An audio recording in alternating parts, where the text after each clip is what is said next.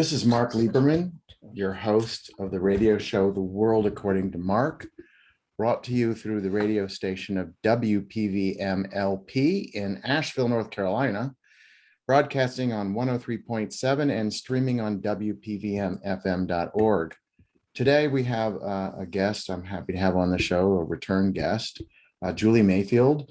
You have undoubtedly heard her name mentioned in various quadrants.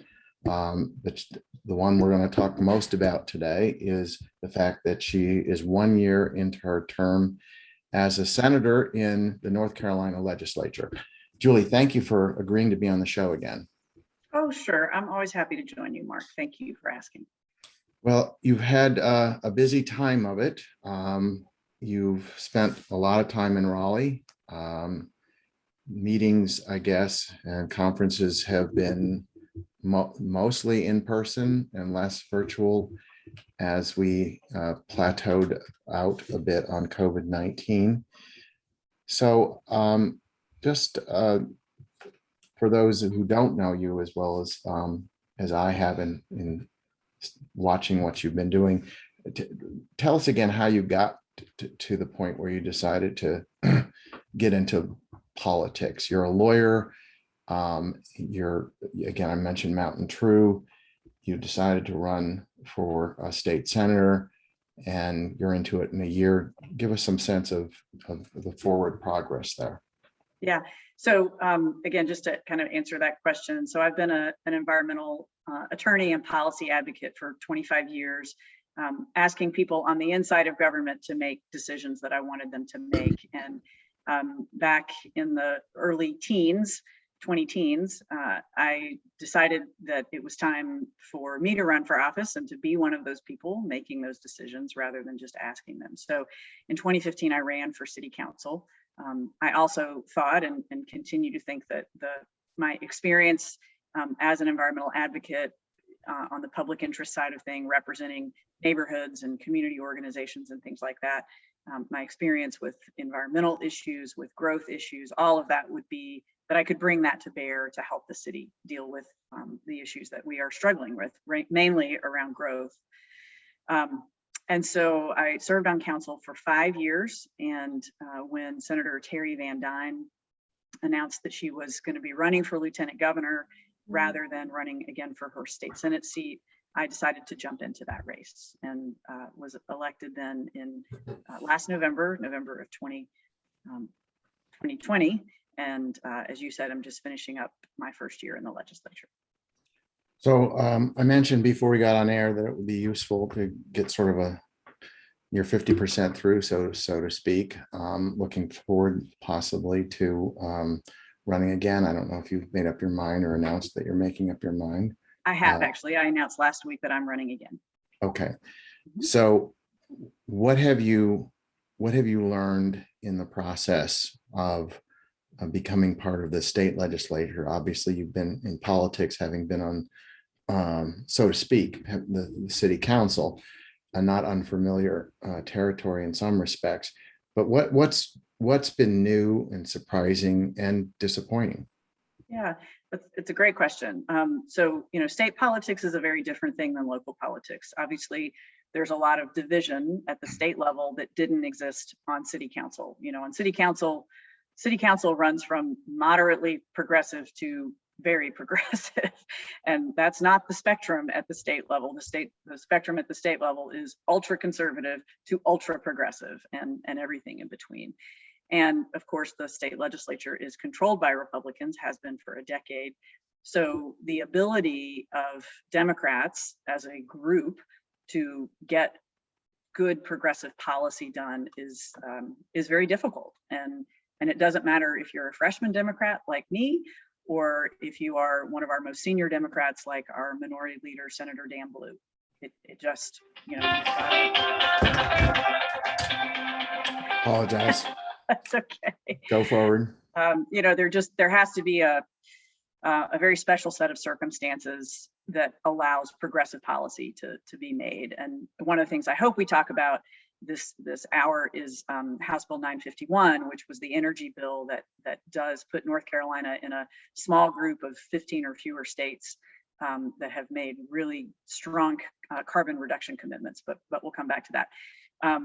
So I was expecting when I got there for it to be really rancorous for, I think that's how the political division is portrayed in the media. And certainly there is a deep division on really important issues across the board. But the day-to-day interactions between and among Senate colleagues is not rancorous at all. The Senate, I think, prides itself on decorum and on us being able to work together, and that has been my experience. We can laugh together, we can laugh at each other, we can laugh with each other, we can have serious, one-on-one conversations with each other about policy differences. We are respectful of each other. Not to say that there isn't frustration and sometimes even anger expressed, but it's always done in a very respectful manner. And so I've been really heartened by that, because that's, so I've been able, I think because of that, to build relationships with my Republican colleagues that, again, have allowed me to have conversations and start to work on things with them that I really wasn't sure I would be able to do. But I'm very happy about that, and I want people to know that. And it's again, we are going to differ on the big things, and we are not suddenly going to make really progressive policy on a lot of things, but we can make a lot of progress where we are. And I will just point to criminal justice reform as one of those issues this year that we have made tremendous progress on, and that has been a bipartisan effort, mainly led by Republicans, but one of my Democratic colleagues has been at that table working on those bills, making them better, making them such that all of us Democrats could vote for them and feel really good about them. They didn't have poison pills in them. They weren't being put out there for political meat, and so it can really happen.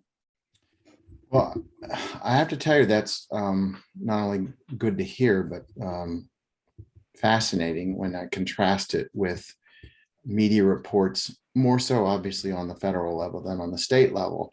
And you started out by talking about the fact that, it's still polarized in terms of party. You've got the Republicans and you've got the Democrats, and I guess Democrats have all been relabeled, and not using any unkind words, but the kinder words are progressive, liberal, as opposed to communist and socialists.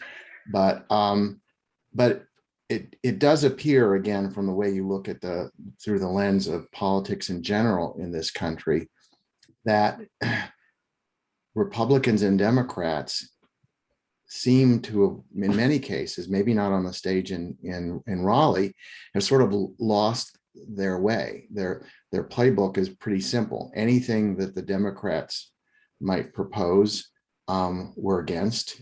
Brings back a Broadway play, but I'll try to remember the lyrics. I'm against it, and vice versa. And then what we've seen again in our U.S. Congress is it. And I'm sure under the surface, there are some things getting done there as well, but it always appears from the way it's portrayed as nothing is getting done. It's complete gridlock. Right. That the Democrats, who are characterized as progressives, say we're the only ones that are working to actually get positive legislation through, and the Republicans are doing nothing except trying to get reelected by appealing to, quote, their base. So given the fact that the dynamics in the state house in North Carolina is still that both houses are controlled by Republicans, and let's put it a different way. Republicans are in the majority, not the supermajority, but whatever gets passed would have to carry some number of Republicans, because the Democrats couldn't do it on their own, which hopefully is what you want in government. You don't want one party dictating what the law is on either side of that. So it's just refreshing to listen to you say that there is cooperation at various levels and not everything becomes a political screed. Right. But it's hard to believe that. Yeah, no, I mean, here's the thing, 90% of the time, we all push the green button to vote yes. So there is a lot of work that has gotten done this session where we all agree on it. We all push the green button. And that's everything from, you know, changes to agency statutes that, you know, so every year the agencies come to the legislature and say, look, here are some things that we just need to fix because it's making, we can't do our job unless you fix this. And you know, these bills are big and long and complicated, but we all vote yes on those. And or, you know, we're cleaning up this particular code, you know, or I mean, you know, we do a lot, and again, 90% of the time we all vote with the green button. Right. You know, we're on the big things, on bills like abortion and guns, and some early bills on education, bills on executive powers, Healthcare. Healthcare, you know, I mean, actually one of the great things we did this session, again, unanimous support for extending Medicaid. So we didn't expand Medicaid, let's be clear about that, but we expanded Medicaid a little bit. We expanded Medicaid for low-income women who have given birth. So right now, when they become pregnant, they get on Medicaid, and they have stayed on Medicaid for 60 days after the birth of their child. The child is on Medicaid, so let's be clear about that. What we did was we extended that coverage for the mothers for a year.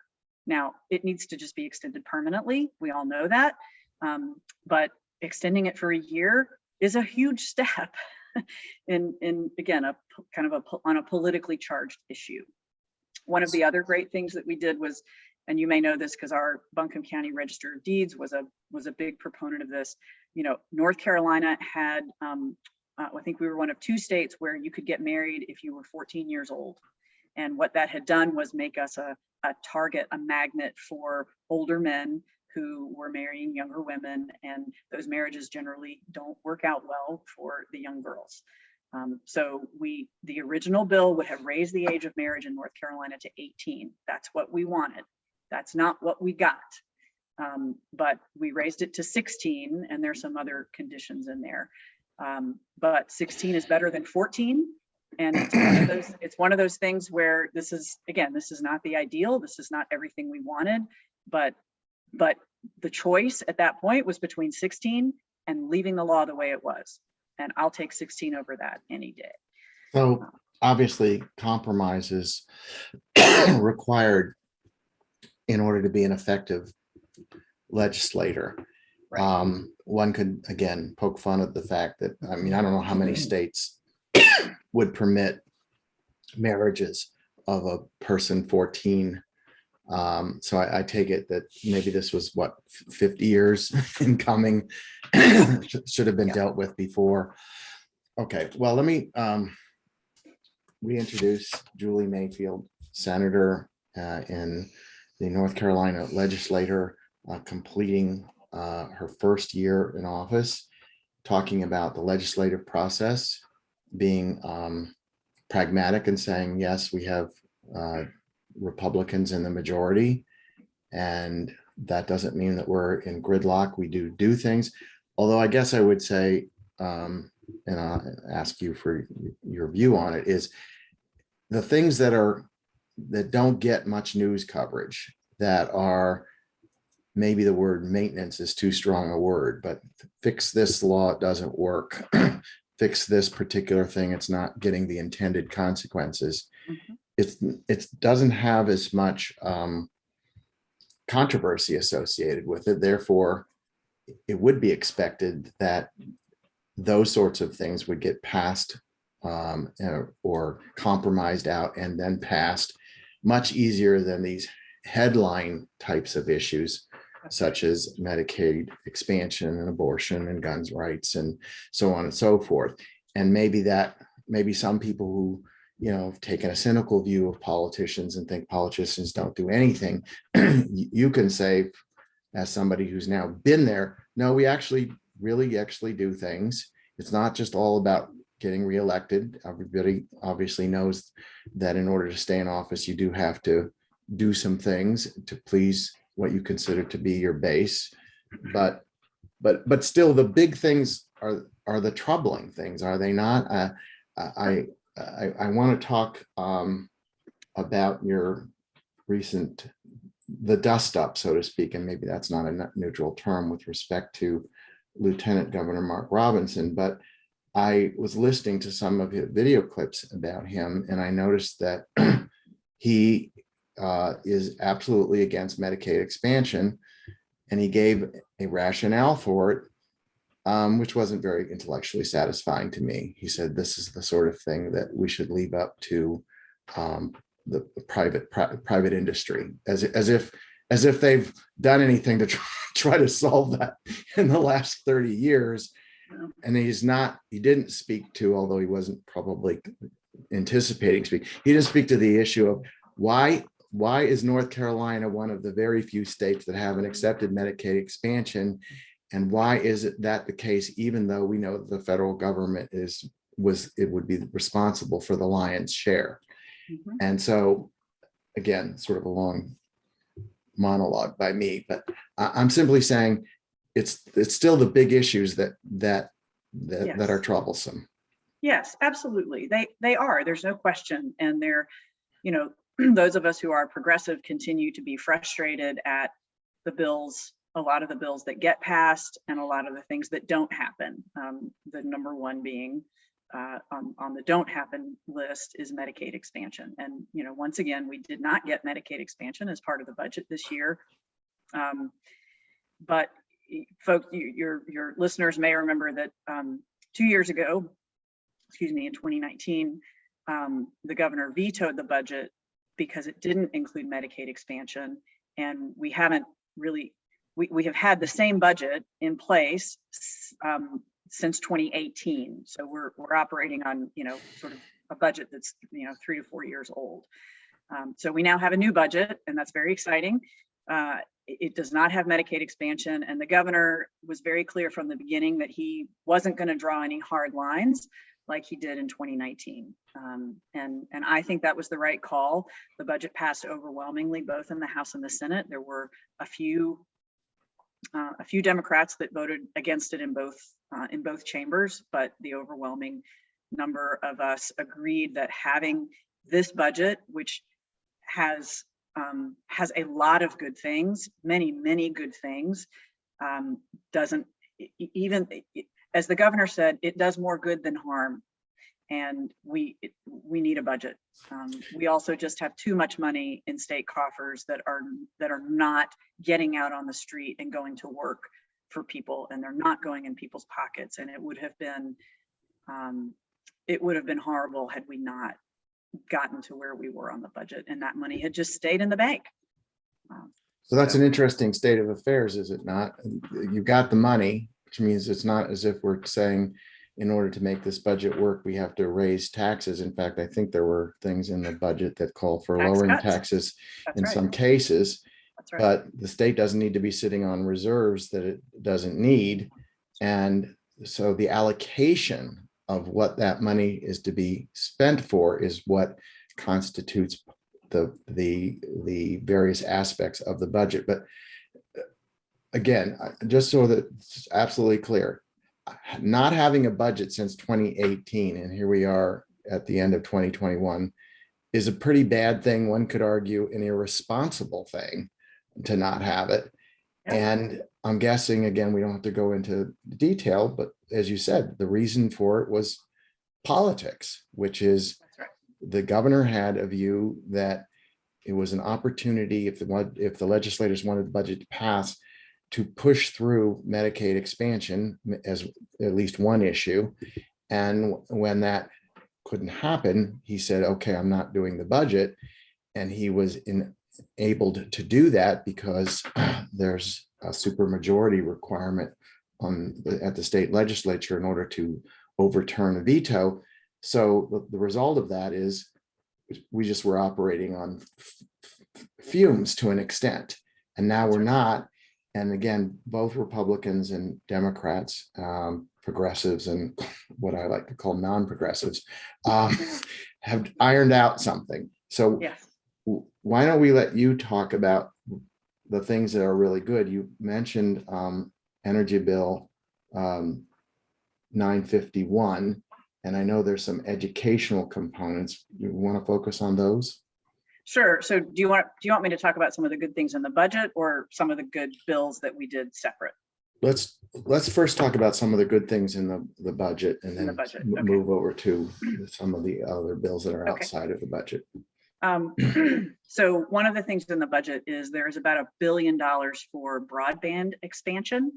And that is huge. You know, if this last 2 years has shown us anything, it's that so many parts of our state are underserved, and we know how critical broadband service is now for everything from education to healthcare to jobs. And so that is that is a huge investment. I'm sorry, did I say a bill? I said $1 billion. Yeah. These numbers get so big. There are also raises for all state employees, not enough in my view and the Democrats' view, 5% over 2 years. So that's essentially 2.5% a year. Have those wages been frozen for some period? So, or all state, my recollection is that all state employees got raises. So when there was not a budget passed in 2019, what the legislature started doing they started doing these mini budgets, MINI budgets, mini budgets.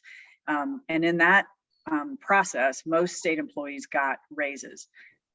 Teachers did not get raises because the Republicans tied teacher raises to, and I can't quite remember what, but another policy issue where the governor said no, and even the teachers said no. We don't want to take raises if it means sacrificing this other thing. And I'm so sorry.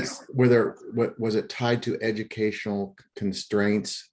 Or no, it was tied to something completely different. Okay, go ahead. Yeah. And I wasn't in the legislature then, and I'm sorry, I can't remember what that was, but so state employees get raises, including teachers. They get, again, the 5% over 2 years. Every state employee gets a bonus. Some teachers get an additional bonus. So there are a number of bonuses wrapped up in here. And I actually have this list, but I don't, if I pull up the list, does it, will it show on the video, or is it, I don't know how that will work, but. The producer, she wants to show a list.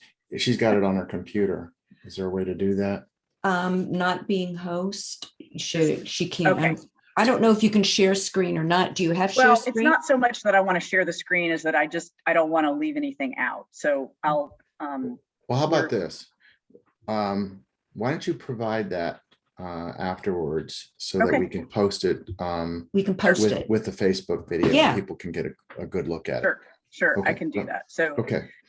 There's a 5% bonus payments to state retirees. So state retirees don't get a cost of living adjustment. That's what we had been asking for this year, is a cost of living adjustment. They didn't get that, but they did get a 5% bonus over the next 2 years.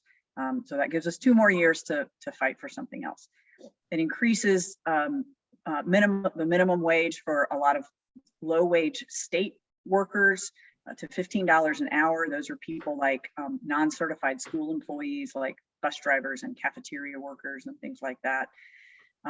It increases the exemption levels, tax exemption level for low income people, increases the child tax deduction by $500 a child. It eliminates state income tax on military pensions.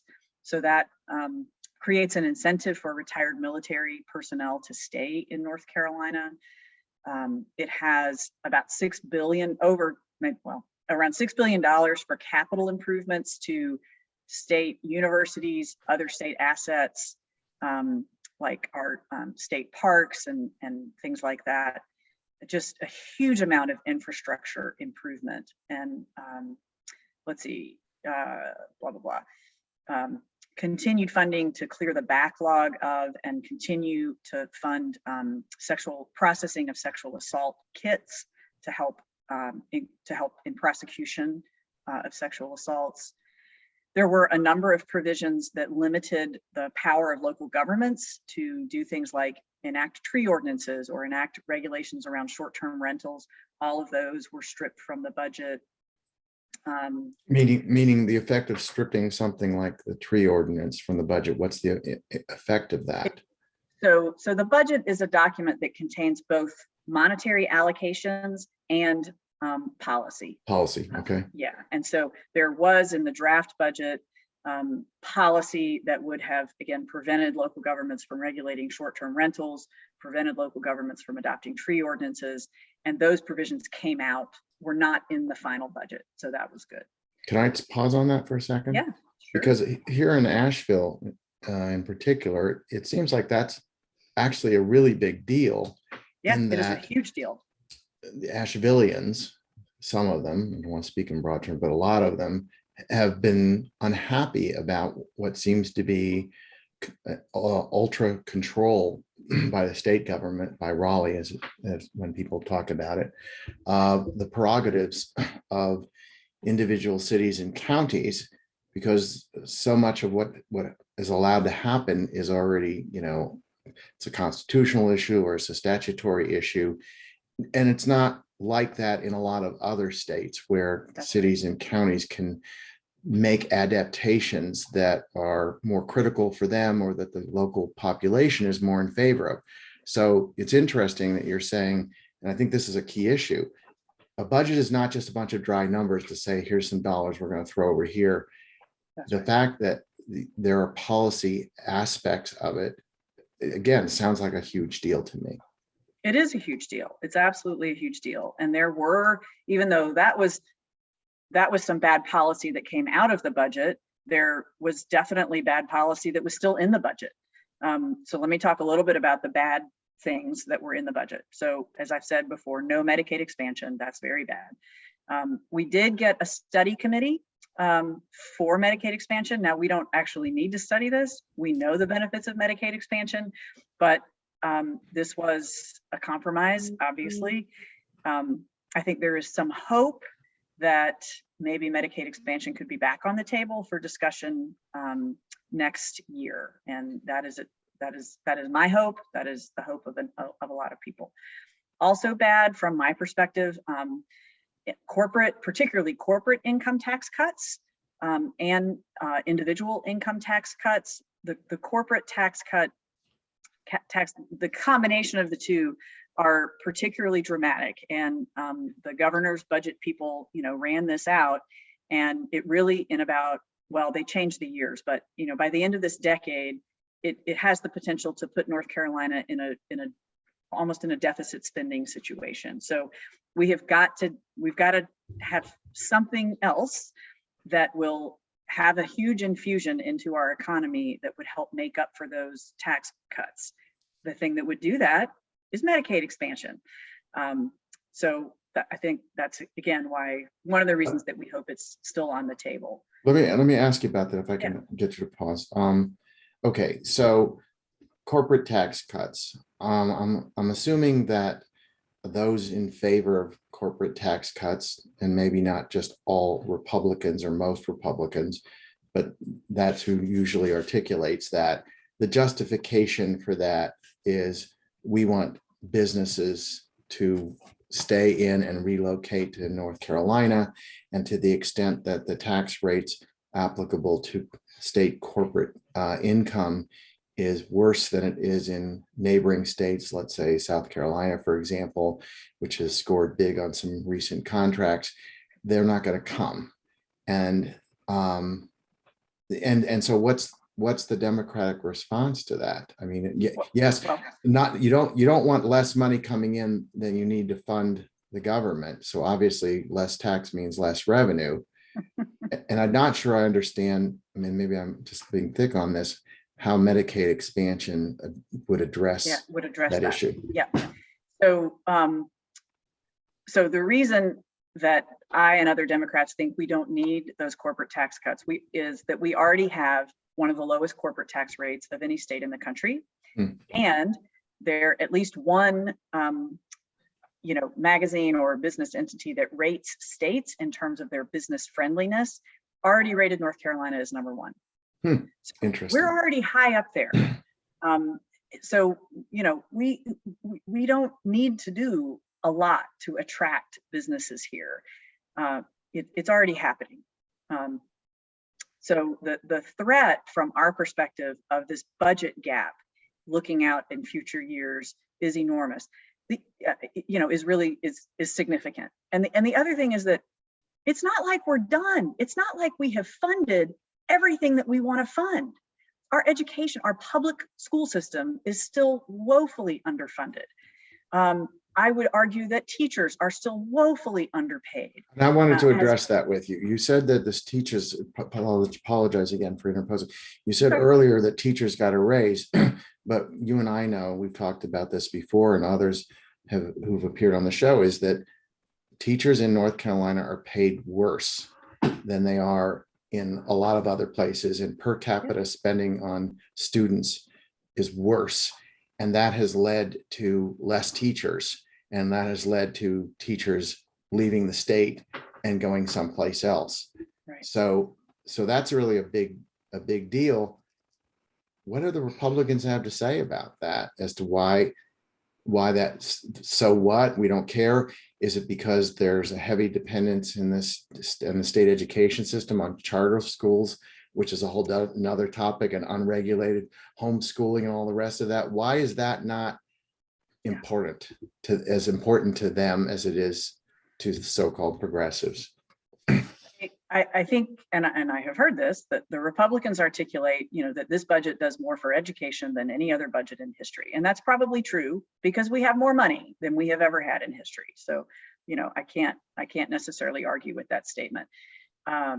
Republicans do focus an enormous amount on charter schools and on these opportunity scholarships, which is state money that is made available to low-income households to help those students attend the school of their choice.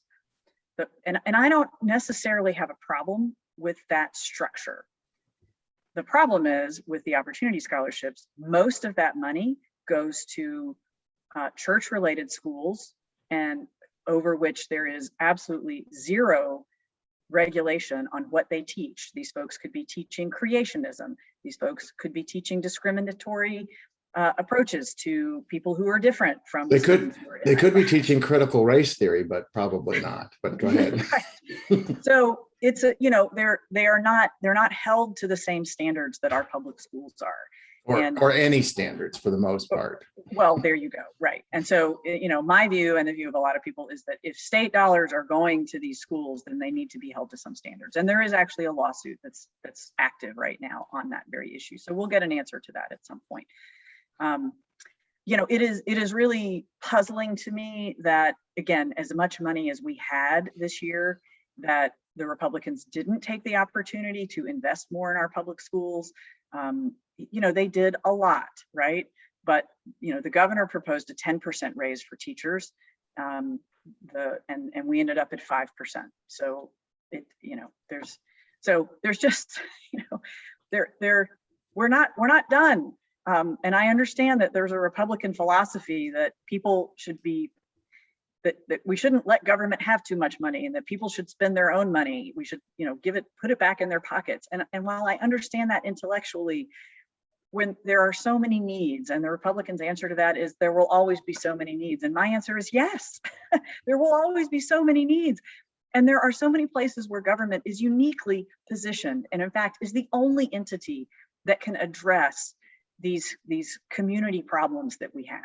Well, again, I don't want to harp on education, and because that's only one area where there's issues and concerns, but education, public education, is the responsibility of the state, period. Right. And yes, there's an exit ramp where people who think they could do better and make more money in a unregulated private school can go that route.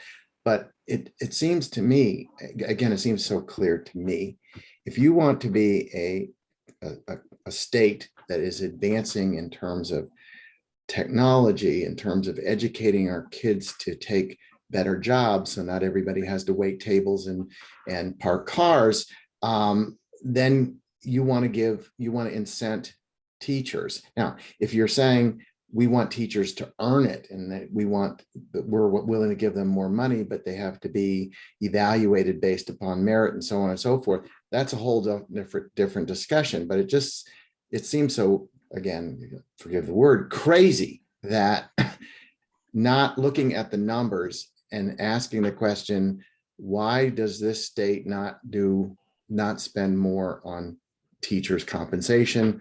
Why are schools have crumbling infrastructures?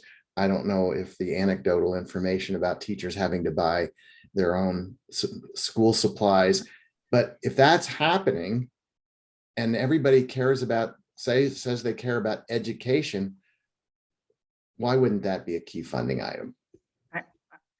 I don't disagree. All right, I'll run. I'm going to throw my hat in the ring, but in any event, all right, well, so at least we understand each other. Yes, we do. Okay. We All do. right. We talked a little bit about the education then. Outside of the budget, there's this energy bill, House Yeah, sure. 951. Tell us about that.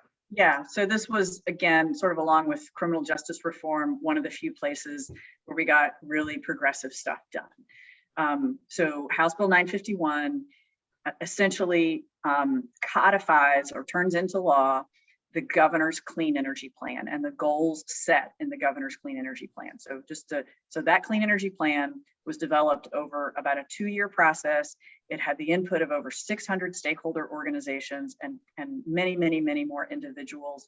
And it established a statewide goal of 70% carbon reduction by 2030 and 100% carbon neutrality by 2050. And we were able to pass a bill that turns those goals into law.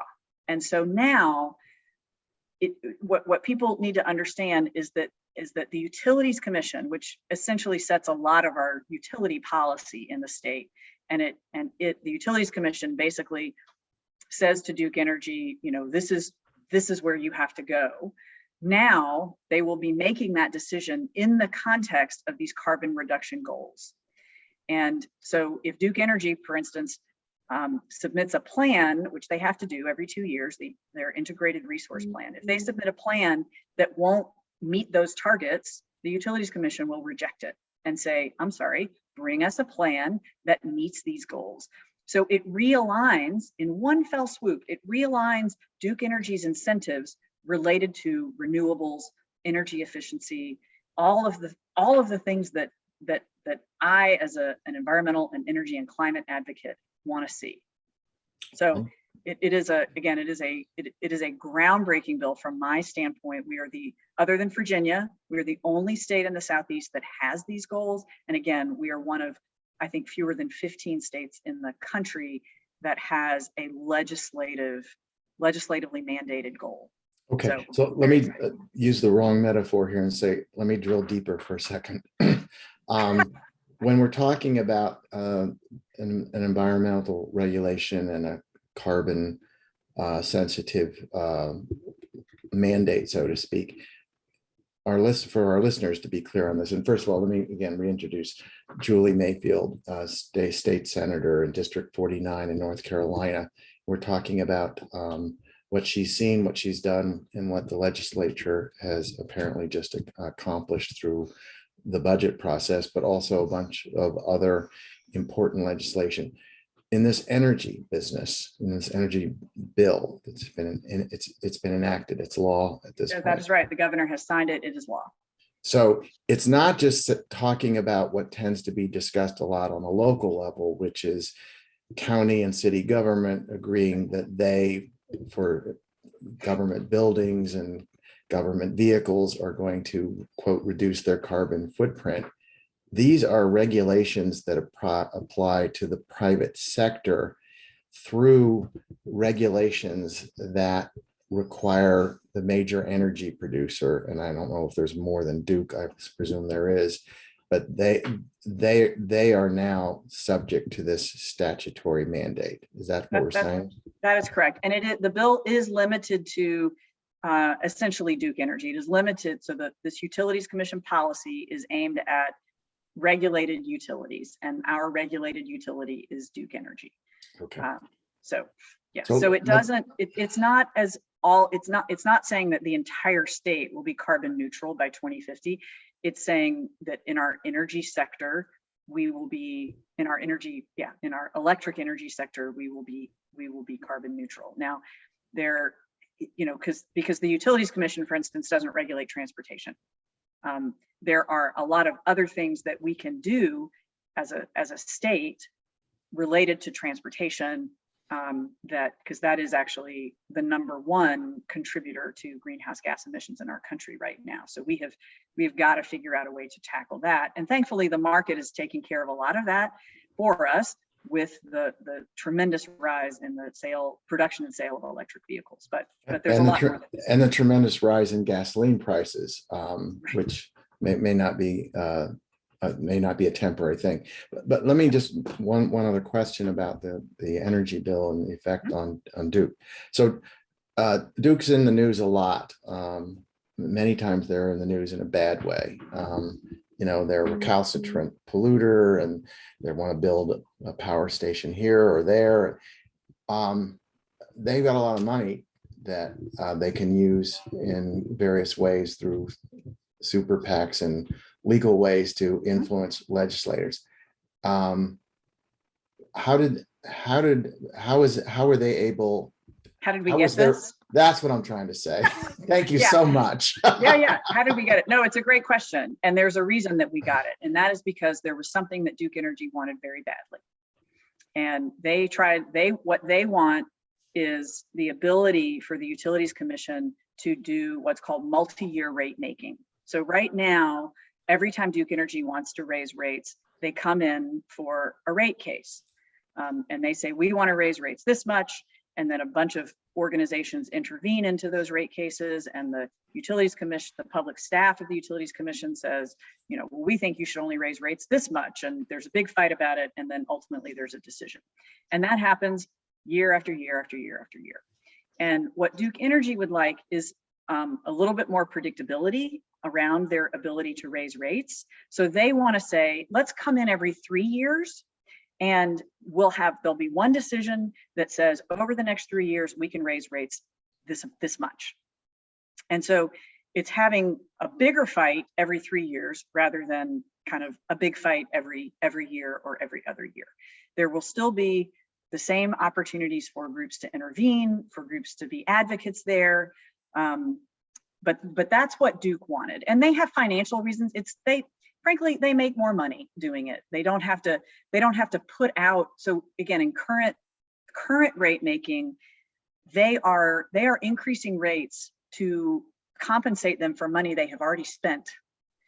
What this process will do is allow them to charge rates to some degree for money they anticipate spending over those 3 years. So they can budget in effect for those. Yeah. So they can budget, and they're not sort of loaning, they're not sort of putting money out there that they're then not going to get back for several years through rate cases. Okay. So they wanted this. They tried to get it 2 years ago. They tried to bully it through the legislature. They got their hat handed to them. I'll use a nice analogy. By the legislature and by all of the advocates, both industrial, commercial, private sector, environmental. It was a huge fight. They didn't get anything, and so they took a different tack this year, which is they were a willing and cooperative participant in this whole process and compromise. Compromise. And frankly, they were not the problem. The problem, to the degree that we had issues in negotiating this bill, Duke Energy was not the problem. In my view, it was Republicans that were the problem. So, and I'll tell you, the big failing of this bill is that it does not do enough to protect low-income customers as we transition to clean energy. We, as Democrats, wanted some programs and very specific provisions in the legislation that would do that. And we didn't get them. We offered 20 amendments during the negotiating process. Everything from a full-blown program that Duke Energy implements in Ohio and is perfectly happy to do here, to one sentence. And we got, the only thing we basically got none of that. What we did get was a new program here in North Carolina, which is a good program that allows customers to make energy efficiency improvements in their homes and essentially pay that back to Duke, borrow that money from Duke Energy and pay it back through their utility savings. So that's a good program. It's something we've been asking for a long, long time, but it isn't going to help everyone.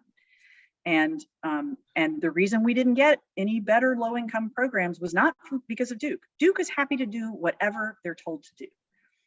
It was Republicans. So, because they don't believe in subsidizing low-income customers sort of on the backs of other customers. And my answer to that is how we take care of low-income people in our community on every front.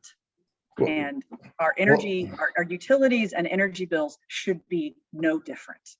We cannot abandon those people on this particular issue just because they're low income and just because the people in power aren't interested in subsidization. Well, I would submit, and again, for your comment, that you pay either way, as they say. If low income people are unable to pay their utility bill, then they get cut off. And when they get cut off, then they're not getting utilities, so they're not paying. So either way. Well, but more importantly than that, I mean, if they're living in a freezing cold house, it's not a healthy home. They're going to get sick. They're going to go to the emergency room. They don't have insurance. That's going to cost all of us money. The problem is, of course, those expenses happen over here and not over here. Mm-hmm. And so it's easy for people to divorce those two things from each other. But we have to look at it in an integrated way. And I will tell you, Mark, the thing that was most frustrating for me in all of this was that every time we brought something to the table and the Republicans just said no. And while acknowledging the problem that low-income customers and energy burden customers is a huge issue. It's an issue in everybody's district across the state. They never proposed a solution. And in my book, in the political world I play in, or I want to play in, I guess, you don't get to acknowledge a problem and just say no to every solution. It is incumbent upon you to put forward your own solution that is really going to address the problem. And they have not done that. So again, this is, I guess, a highly political question. Do you think their calculus is that we as Republicans have to pay more attention to those people who don't need the subsidy? There's the ones that have voted us. The folks that can't pay their utility bills aren't going to vote for us anyhow, and they don't vote, period. So we're going to appeal to that mentality. Is that? Well, no, I mean, I think if that is their calculus, I think they're wrong, because there are a lot of really poor people in the rural parts of this state that vote Republican. So they're wrong about that. No, I think it is a principled position for them. I think they also, when challenged on this during the debates on the bill, they also pointed to a whole range of other things in the bill that do purport to help and address low-income customers. But from our perspective, we still don't have a permanent solution to this. I will say that one of the other good things about this bill is that as part of the multi-year rate making structure, the Utilities Commission is able to set performance standards, performance goals for Duke Energy on a range of issues, including energy efficiency, renewable energy, addressing low-income customer issues and concerns. And there's a number of others, demand management, things like that. So this is new power that the Utilities Commission has, and we'll see what they do, but they could very well set some goals for Duke Energy around helping and supporting low-income customers in various ways, that then if they don't meet those, then they wouldn't be entitled to the full amount of the So it's not in the statute, but it could be in the regulatory oversight. right. All The right. authority for it is in the statute, but the Gotcha. program needs to be developed. And so, All right. and so this is an important thing I want to just make clear to your listeners is, so the playing field has now moved from the legislature to the Utilities Commission. And the Utilities Commission is going to be doing two important things over the next year. The first is creating the structure and the details of this multi-year rate making program, hugely important. And then the second thing is they will be developing the first climate plan that will sort of lay out how we're going to get to those target carbon reductions. And that's a plan in the statute. It's contemplated that they will revisit that at least every 2 years, if not more frequently. And that's obviously a plan, again, that, you know, Duke Energy will be, you know, deeply involved in the development of that plan, but also, again, stakeholders, advocates, lots of opportunity for input there. So that's where the work happens going forward. I want to get to a couple of other things, but before I leave this, I guess I need to ask this question. In terms of what people may see as a consequence of this new energy bill, are we going to see less coal? Are we going to see more solar, more wind, more something to effectuate the carbon reduction plan? Yeah, we have to. I mean, there's no choice about that. It is interesting, and we'll all have to see how it plays out. So, you know, again, this bill passed overwhelmingly in the legislature, bipartisan bill. So I think all but one of the Senate Republicans voted for it. Most of the Senate Democrats voted for it, and same thing in the House. Few Republicans voted against it. Few Democrats voted against it. So the Republicans, I think, are actually convinced that we will see more construction of new natural gas plants. The Democrats are convinced that we will not, that there's absolutely no way to meet those carbon reduction goals by building new natural gas. And I think that's, you know, that's sort of one of the ways in which both sides were able to get on board, because we both think we're right. And that seems like a science issue, but I get it. Okay. It does, which is why we actually think we're right. Okay. Well, more to come on that. Two topics, if we can get it in. One is, again, I mentioned at the top of the show about the confrontation that got a fair amount of publicity between you and Lieutenant Governor Mark Robinson. Do you want to speak about that a bit? Sure. What happened? Why did it happen? Where does it stand?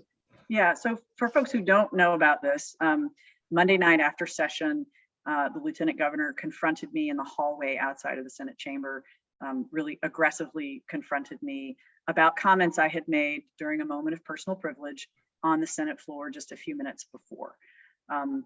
My comments were in response to comments that he has made repeatedly over the last many months, but that became public really just in October, that were harmful and hateful and hurtful to the LGBT community. And I'm not going to repeat what he has said. People can Google that if they want to. But suffice it to say, he does not think very much of his LGBTQ constituents. And he is a statewide elected official, so there are a lot of those. And what people may not also realize is that he presides over the Senate. He is the Lieutenant Governor. He is also the President of the Senate. So he sits up on behind the big desk with the gavel, with the controls of the microphones. We can't speak unless he recognizes us, all of that. And from the moment that I saw and heard about his comments, I don't know how to say it. I became incensed at the idea of continuing to be in that chamber under his leadership while staying silent. I just knew for myself, I could not do that. I could not be in that chamber with him day after day and not say something. and not respond. So my comments were in response to what he has said. My comments did not name him. They did not call him out. They were more generally aimed at our obligation as elected officials to represent all of our constituents, even if we don't agree with them, and to that we essentially have a higher obligation. I also talked about how that it's a fiction to think that things that we say in one forum, that we will not be held accountable for them in another. So the lieutenant governor has said that when he is in churches, which is where most often this has happened, when he's in churches speaking, he's not speaking as the lieutenant governor. I think I think he doesn't get to say that. Most of our invitations to speak places come because we're elected officials. Mark, I wouldn't be here on your show if I were not a state senator. So everything I say here, I have to be held accountable for as a state senator. I don't get to say, oh, no, this is just me, Julie Mayfield. This is just what I think. No, it doesn't work that way. And he doesn't get to claim that fiction of that division. He is an elected official in our state, and he owes an obligation, as we all do, to all of our constituents to be respectful and open to them. And so that was the point of my comments, and he did not like it. Well, the upshot of it, if I can just add to it, and we just have a few minutes left, is that he then caught you in the hallway, as I saw on video, and basically his version of "don't you ever do that again, you need to clear your comments with me," which is totally preposterous, it would seem to me. You're able to say, if he's able to say what he wants in a church, you certainly are able to say what you want in the state legislature where you have a seat. So that's a problem. I think what he was reacting to, I didn't take his comment to me to say you have to get my permission before you speak. But a lot of people are interpreting it that way. He might have been. I took it to mean, don't you dare be critical of me in public. If you have a problem with me, you need to come talk to me in private about it. And while I understand that, he doesn't get to use his bully pulpit and prohibit other people from using the public forums available to them to be critical. I have a forum of the Senate floor. I can take a moment of personal privilege, as I did, to state what I think about something. And I have no obligation to go talk to him privately about it. If I had thought that that he was even open to a conversation about how misdirected and wrong his communications are on this issue, I would have done that. But he has continued to say them in the face of overwhelming criticism. So he's not interested in having that conversation. Well, again, I think that's what he was reacting to. Yeah, let me say this, and I'm just getting a note from my producer that we're close to wrapping up, but this isn't the only time he has been very vociferous in his comments, and there's allegations of other comments that he has made which have been alienating. So from my perspective, if he says something in public, it's kind of hard to restrict somebody else from doing something in public. That's right. All right, well, we didn't get to talk about redistricting, which means that maybe we have to have you back to talk about redistricting.